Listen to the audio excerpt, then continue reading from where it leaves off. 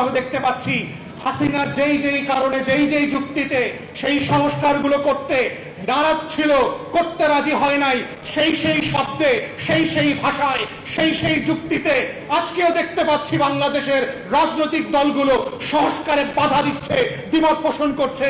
এটা 1400 শহীদের পক্ষে, গণ অভ্যুত্থানের পক্ষে শক্তি হওয়ার কোনো লক্ষণ না, এটা গাদ্দারের লক্ষণ এবং আওয়ামী ফ্যাসিবাদ নতুন করে ফিরে আসার লক্ষণ।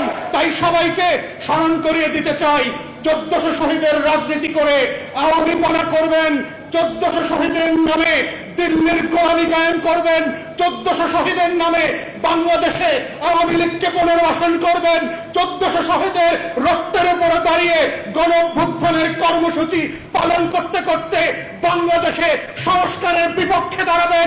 সেই বাংলাদেশ আমরা হতে দেব না, খোদার কসম।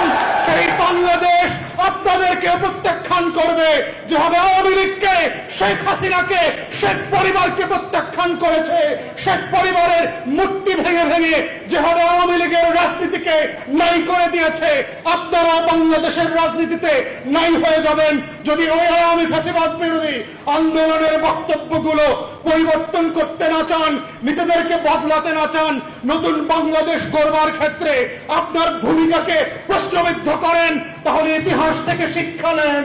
ইতিহাস বারবার হাসিনার মতো করে গোলামদেরকে আজাদির লড়াইতে লেন্দুদ্দর্জির মতো পালিয়ে বেড়াবে। ইতিহাস আবার মির্জাফরদের মতো আপনাদের নাম খোদাই করে পাড়ায় মহল্লায় লাগিয়ে দেবে।